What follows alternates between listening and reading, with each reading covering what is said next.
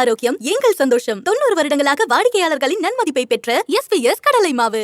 சினிமாடன் வியூவர்ஸுக்கு வணக்கம். இந்த வீடியோவில் நம்ம பார்க்க இருக்கிற திரைப்படம் கொட்டுக்காளி.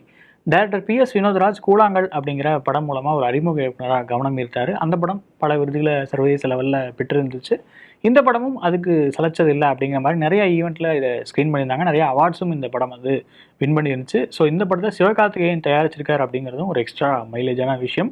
ஸோ இந்த படம் எப்படி இருந்துச்சு, கூழாங்கல்ல கிடைச்ச அந்த வெற்றியை PS வினோத்ராஜ் இதில் தக்க வச்சிருக்காரா, அந்த மாதிரியான ஒரு திரைமொழியில் தான் இந்த படமும் எடுக்கப்பட்டிருக்கா, இந்த படம் சொல்கிற அரசியல் என்ன, இதெல்லாமே இந்த ரிவ்யூவில் பார்க்கலாம். வாங்க ரிவ்யூக்குள்ளே போகலாம். கொட்டுக்காளி படத்தோட ஒன்லைன் என்ன அப்படிங்கிறத பார்த்தலாம். மீனா அப்படிங்கிற இளம்பெண் இருக்காங்க. அவங்களுக்கு ஒரு காதல் இருக்குது அப்படிங்கிற மாதிரி சட்டிலாக சொல்லப்படுது.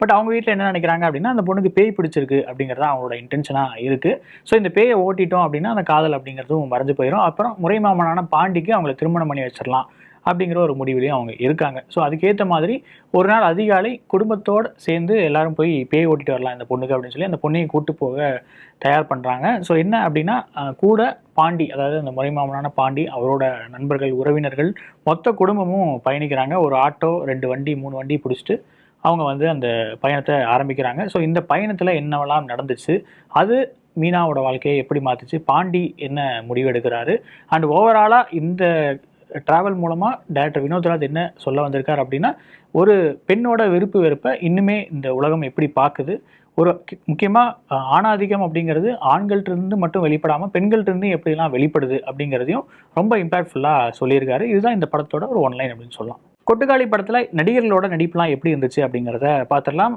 பிரதான கேரக்டராக அனாபென் வந்துட்டு போகிறாங்க. அவங்களுக்கு பெருசாக டைலாகே இல்லை. இன்ஃபேக்ட் படம் ஃபுல்லாகவே அவங்க ஒரு 2-3 வார்த்தை தான் பேசுகிறாங்கன்னு நினைக்கிறேன்.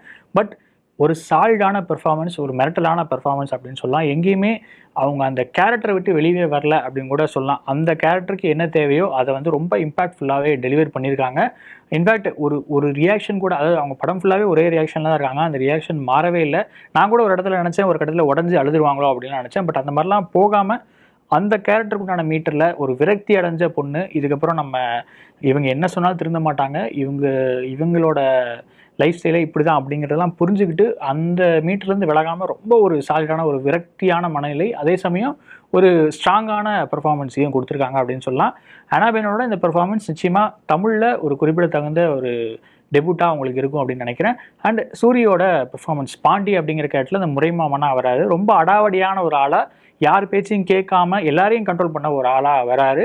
முறைமாமன் அப்படிங்கிற அந்த கேரக்டரில் ஒரு கிரே ஷேடு உள்ள அந்த அப்ரோச்சில் ரொம்ப சிறப்பாகவே பொருந்தி வந்திருக்காரு. எங்கேயுமே எகைன் இதுலேயுமே அந்த காமெடியன் சூரி அப்படிங்கிறது தெரியாமல், இல்லை ஒரு ஹீரோ சூரி அப்படிங்கலாம் தெரியாமல், இந்த கதையில் அவர் வில்லன் அப்படிங்கிறத ரொம்ப இம்பாக்ட்ஃபுல்லாகவே டெலிவர் பண்ணியிருக்காரு. அவர் பேசுகிற வசனங்கள், அந்த கூட வந்தவங்களை போட்டு அடிக்கிற அந்த விதம், ஆனாபென்னை ஒரு கட்டத்தில் வந்து அந்த சேரோட்டாவில் போட்டு அடிக்கிற காட்சி எல்லாமே ரொம்ப ராவாக ரஸ்டிக்காக இருந்துச்சு. அதை பார்க்குறப்ப நமக்குமே ஒரு பீதி ஆகுது. உண்மையாகவே சூரி இவ்வளோ கொடுமையானவரா அப்படின்னு கேட்குற அளவுக்கு அந்த பர்ஃபார்மன்ஸ் இருக்குது அப்படின்னு கூட சொல்லலாம். அந்த லெவலில் பார்க்கும்போது நிச்சயமாக சூரி ஆக்டராக ரொம்பவே மெருகேறிட்டு வரார் அப்படின்னு நினைக்கிறேன். அதுக்கு நிச்சயமாக பாராட்டுகள் சூரி. அடுத்தது அந்த சப்போர்ட்டிங் கேரக்டர்ஸில் வர எல்லாருமே ரொம்ப சிறப்பான நடிப்பை கொடுத்துருக்காங்க. புதுகை பூவாளன், முருகன், பாண்டி, முத்துராசு, சார்லஸ், ஜவஹர், விஜய்னு ஆண் கதாபாத்திரங்கள் எல்லாமே அந்த ஆணாதிக்கம் அப்படிங்கிறது ரொம்ப நிறைய இடங்களில் வெளிப்படுத்தியிருக்காங்க. அதுவும் இந்த காமெடிக்கு அப்படின்னு சொல்லி வைன் ஷாப் தேடி போகிற 2 பேர், அவங்க நடத்துகிற காமெடிகள், அப்புறம் வந்து ஒரு மாடு பிடிக்கிற சீன் வரும். ஒரு குட்டி பொண்ணு வந்து மாடை பிடிச்சிட்டு வரும். அந்த பொண்ணோட ஆக்டிங், அந்த காட்சி டோட்டலாக கொரியோகிராஃப் பண்ணப்பட்ட விதம், அது ஒரு மறக்க முடியாத தியேட்டர்கள் எக்ஸ்பீரியன்ஸாக மாறுற இடம்னு எல்லாத்துக்குமே காரணம் அந்த நடிகளோட பெர்ஃபார்மன்ஸ் தான் அப்படின்னு சொல்லலாம். அண்ட் பெண்கள் கேரக்டர்ஸில் வர சாந்தி, முத்து, அபி 3 பேருமே ஒரு சிறப்பான பெர்ஃபார்மன்ஸ் கொடுத்துருக்காங்க. அதில் குறிப்பாக அந்த அக்காவாக வர முத்துலட்சுமி, அவங்களோட பெர்ஃபார்மன்ஸ் ரொம்பவே மிரட்டலாக இருந்துச்சு. அவங்க கேரக்டர் மட்டும் தனியாக தெரியுது அப்படின்னு கூட சொல்லலாம். ரொம்ப இம்பாக்ட்ஃபுல்லான ஒரு பெர்ஃபார்மன்ஸை கொடுத்துருக்காங்க. எல்லாருமே அந்த சின்ன பையன்லேருந்து எல்லாருமே ஒரு சூப்பரான ஒரு பெர்ஃபார்மன்ஸ் கொடுத்துருக்காங்க அப்படிங்கிறது இந்த படத்துக்கு ஒரு நிறைவான விஷயம். அண்ட் முக்கியமாக அந்த சேவல் அப்படிங்கிறது இதில் ஒரு முக்கியமான பங்காற்றுது. அந்த சேவல் மூலமாக நிறையா குறியீடுகளையும் வினோத்ராஜ் வந்து சொல்லியிருக்காரு. அந்த சேவல் வந்து ஒரு கயிறில் அப்படி அந்த ஒரு கல்லில் வந்து கட்டப்பட்டிருக்கும். அந்த சேவலால் எங்கேயும் நகர முடியாது அப்படிங்கிற மாதிரி ஒரு சுச்சுவேஷன் தான். கிட்டத்தட்ட அனாபென்னோட கேரக்டரும் இந்த படத்தில் அப்படியான ஒரு விஷயத்தை தான் இருக்காங்க அப்படிங்கிறத ரொம்ப இம்பாக்ட்ஃபுல்லாக டெலிவரி பண்ணியிருக்காரு. அந்த சேவல் நடித்த விதமும் ரொம்ப சூப்பராக இருந்துச்சு அப்படின்னு கூட சொல்லலாம். கொட்டுக்காளி படத்தோட பாசிட்டிவ்ஸ் என்ன அப்படிங்கிறத பார்த்தலாம். டைரக்டர் PS வினோத்ராஜுக்கு ஒரு பிரத்யேகமான திரைமொழி கைகூடி வந்திருக்கு அப்படின்னு கூட சொல்லலாம். கூழாங்கல் பார்த்தப்போ ஒரு ஷாட் ரொம்ப நேரமாக போகுது, ரொம்ப நேரமாக நடக்கிறதே காட்டுறாரு அப்படிங்கிற மாதிரிலாம் ஒரு மெயின் ஸ்ட்ரீம் ஆடியன்ஸ் வந்து ஒரு விமர்சனம் வந்து வச்சுருந்தாங்க. அதை கருத்தில் கொண்டு என்னமோ இந்த படத்தில் கொஞ்சம் அந்த மாதிரி லென்த்தி ஷார்ட்ஸை ஓரளவு கம்மி பண்ணியிருக்காரு. பட் ஸ்டில் அதே திரைமொழியை இதுலேயும் மெயின்டைன் பண்ணியிருக்காரு. நிச்சயமாக பாராட்ட வேண்டியது. இது ஒரு பிரத்யேகமான திரைமொழியாகவே மாறிடுச்சு அப்படின்னு கூட சொல்லலாம். அது ஒரு இன்ட்ரெஸ்டிங்கான ஒரு விஷயமாகவும் இருக்குது. ஏன் அப்படின்னா ஒரு ஷாட்டை டைரக்டர் வினோத்ராஜ் அணுகிற விதம், அந்த ஷாட்டை எங்கேருந்து ஆரம்பித்து எப்படி முடிக்கணும், அந்த ஷாட் முடியறப்போ அடுத்த ஷாட் போகிறப்போ அந்த டிரான்சிஷன் அப்படிங்கிறது எப்படி இருக்கணும் அவங்க வரைக்கும் ரொம்ப அழகாக ஒரு கொரியோகிராஃப் பண்ணுறாரு. இது வந்து ஒரு பார்க்கவே ஒரு ஆர்டிஸ்ட் மூவிங் அப்படின்னு சொல்லுவாங்க இல்லையா, அந்த மாதிரி ஒரு இம்பேக்டான ஒரு ஃபிலிம் லாங்குவேஜாக இருக்குது. அது நிச்சயமாக பாராட்டத்தக்கது. இந்த விஷயங்கள், அதாவது இந்த திரைமொழி அப்படிங்கிறத அவர் ரீட்டைன் பண்ணிக்கிட்டால் இன்னுமே சிறப்பாக இருக்கும்னு நினைக்கிறேன். இது ஒரு மெயின் ஸ்ட்ரீமாக காம்ப்ரமைஸ் பண்ணாமல் இதுதான் என்னோட திரைமொழி அப்படிங்கிற ஒரு பிரத்யேகமான முத்திரையில் அவர் ட்ராவல் பண்ணால் நிச்சயமாக இன்னுமே நிறைய சுவாரஸ்யமான கதைகள், சுவாரஸ்யமான திரைமொழிகளை சொல்லுவார்னு நினைக்கிறேன். ஸோ அந்த வகையில் நிச்சயமாக கூழாங்கல்லை விட கொஞ்சம் அந்த மெயின் ஸ்ட்ரீமாக இருக்கிற திரைமொழி கொட்டுக்காளிக்கு ஓரளவு ஹெல்ப் பண்ணியிருக்கு அப்படின்னு தான் நினைக்கிறேன். அடுத்ததான் இந்த படத்தில் எக்ஸ்பெரிமெண்டலாக ரொம்ப பாராட்ட வேண்டிய விஷயமா இருந்த ஒரு விஷயம் என்ன அப்படின்னா லைவ் சவுண்டுக்கு ஆப்ட் பண்ண விஷயம். அதாவது லைவ் சவுண்டு போதும் அப்படிங்கிறது முடிவெடுத்த விதமாக இருக்கட்டும், அப்புறம் அட்மாஸ்பியரிக் சவுண்ட்ஸை வச்சே பேக்ரவுண்ட் ஸ்கோருக்கு ஈடுகட்டினதாக இருக்கட்டும், ரெண்டுமே ரொம்ப ஒரு கிரியேட்டிவான அப்ரோச்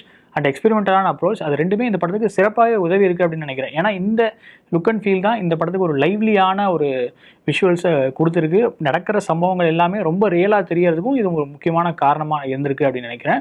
நடிகர்கள் எல்லாருமே அப்போ பேசின விஷயங்கள் சிங்ஸ் ஃபோன் மூலமாக ரெக்கார்ட் பண்ணி அதை அப்படியே ட்ராக்காக வச்சதாக இருக்கட்டும், அந்த அட்மாஸ்பியரிக் சவுண்ட்ஸ், இந்த சேவல் வந்து கத்துறதா இருக்கட்டும், அப்புறம் வந்து இந்த ஆட்டோ சத்தம், பைக் பாஸ் ஆகிற சத்தம், தண்ணி ஓடுற சத்தம், இந்த மாதிரி நிறைய விஷயங்களை அங்கங்கே பிஜிஎம் மாதிரி யூஸ் பண்ணியிருக்காங்க. அது ரொம்ப இம்பாக்ட்ஃபுல்லாகவே இருக்குது. ஒரு ரியலான ஒரு ட்ராமாவை பார்க்குற ஃபீலையும் கொடுக்குதுன்னு நினைக்கிறேன்.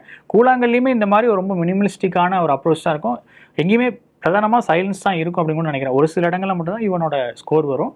அந்த இன்ஃபேக்ட் கிளைமேக்ஸில் கூட அந்த தண்ணி எடுத்து ஊற்றுற சவுண்டு ரொம்ப இம்பாக்ட்ஃபுல்லாக இருக்கும் இல்லையா, அந்த மாதிரி படம் ஃபுல்லாகவே இங்கே அந்த சவுண்ட்ஸை வந்து ரொம்ப இம்பாக்ட்ஃபுல்லாக யூஸ் பண்ணியிருக்காரு.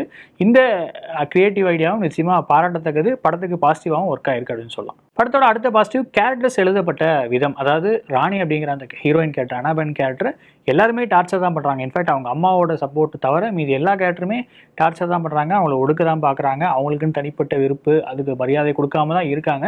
பட் ஸ்டில் எல்லா கேரக்டர்ஸுமே ஒரு வெரைட்டியாக தான் இருக்குது. எங்கேயுமே அந்த எல்லா கேரக்டர்ஸ்க்கும் ஒரே டைமென்ஷனில் எழுதப்படலை அப்படிங்கிறதே நிச்சயமாக பாராட்டத்தக்கது. எல்லாருக்குமே அவங்க ஒரு பிரச்சனையை பார்க்குற விதம் கூட வேறையாக இருக்குது, அவங்க அதுக்கு ரியாக்ட் பண்ணுற விதம் கூட வேறையாக இருக்குது. அந்த மாதிரி ஒரு கேரக்டர் டைவர்சிட்டி அப்படிங்கிறது இந்த படத்தில் நிறையவே இருக்குது. கம்மியான கேரக்டர்ஸ் அண்டு அவங்களுக்குள்ளே நடக்கிற ட்ராமா, இன்ஃபேக்ட் அவங்க எல்லாருக்குமே ஒரே கோல் தான். பட் ஸ்டில் அது எல்லாமே வெரைட்டியான கேரக்டர்ஸாக இருக்குது அப்படிங்கிறது ஒரு நல்ல மெச்சூர்டான ரைட்டிங்கான சாட்சி. அதுக்கு அவங்க நடித்த விதமும் ரொம்ப அட்டகாசமாக இருக்கிறதுனால என்னமோ எல்லாமே 100% இதில் பொருந்தி வந்திருக்கு சப்போர்ட்டிங் காஸ்ட்டை பொறுத்த வரைக்கும் அப்படின்னு கூட சொல்லலாம். அடுத்தது சக்திவேல் அவர்களுடைய கேமரா, கணேஷ் சிவாவோட எடிட்டிங் ரெண்டுமே இந்த படத்துக்கு 2 பில்லர்ஸாக இருக்குது அப்படின்னு கூட சொல்லலாம். கிட்டத்தட்ட அந்த ஷார்ட்ஸ் கொரியோகிராஃப் பண்ணப்பட்ட விதம், நடிகர்கள்ட்ட நடிப்பு வாங்கின விதம், இது எல்லாமே டைரக்டருக்கு சேலஞ்சிங்காக இருக்கும் அப்படின்னாலுமே அந்த ஷார்ட்ஸை அந்த டைரக்டரோட விஷனுக்கு ஏற்ற மாதிரி அலைன் பண்ணி ரொம்ப சிறப்பான அவுட்புட்டாக சினிமாட்டோகிராஃபர் கொண்டு வந்திருக்காரு. எடிட் பேட்டர்னுமே எங்கேயுமே துருத்தி நிற்காமல், இன்ஃபேக்ட் எடிட் பண்ண மாதிரியே நமக்கு தெரியல அப்படிங்கிறதே ஒரு பெரிய சக்ஸஸ் தான். அந்த மாதிரி ஒரு ராவான ஃபுட்டேஜாக தான் படம் ஃபுல்லாகவே ஓடி இருக்கு. ஒரு 2 மணி நேரம் படம். இதில் இன்டர்வல் இல்லைன்னா கூட நமக்கு பெருசாக தெரிஞ்சிருக்காது. ஒரு பெரிய ஃப்ளோவில் அப்படியே போன மாதிரி ஒரு படமாக தான் இருந்திருக்கும். ரொம்ப இம்பாக்ட்ஃபுல்லாகவும் இருந்திருக்கும் இன்ஃபேக்ட் இன்டர்வல் இல்லைன்னா. பட் ஸ்டில் அந்த எடிட் பேட்டர்னும் இந்த சினிமாட்டோகிராஃபி ஒர்க்கும் நிச்சயமாக அப்லோட் பண்ண வேண்டிய ஒரு விஷயம் அப்படின்னு நினைக்கிறேன். அடுத்த இந்த படத்தோட இன்னொரு பெரிய ஹை பாயிண்ட் நிச்சயமாக அந்த கிளைமேக்ஸ் தான். அதில் அந்த கிளைமேக்ஸ் கொரியோகிராஃப் பண்ணப்பட்டதும் நிச்சயமாக பாராட்டத்தக்கது. அது ரொம்ப இம்பாக்ட்ஃபுல்லாக மாறுறதுக்கும் அந்த சினிமாட்டோகிராஃபி, அதை வினோத்ராஜ் கம்போஸ் பண்ண விதமும் ரொம்ப முக்கியமான காரணிகள் அப்படின்னு நினைக்கிறேன். அந்த கிளைமேக்ஸில் சூரியோட பாயிண்ட் ஆஃப் வியூவில் வர ஷார்ட்ஸ் சூர்யாவே நம்மளே மாறிட்டோம் அப்படிங்கிற அந்த ஒரு குறியீடை உணர்த்துது அப்படின்னு கூட சொல்லலாம். இப்போ ஃபண்ட்ரி மாதிரியான படங்கள், அதாவது நாகராஜ் மந்தில் எடுத்திருந்த படத்தில் வந்து கிளைமேக்ஸ் ஷாட்டில் வந்து ஒரு கல் எடுத்து கேமரா மேலே வீசுவார் அந்த கேரக்டர், ஹீரோ கேரக்டர்.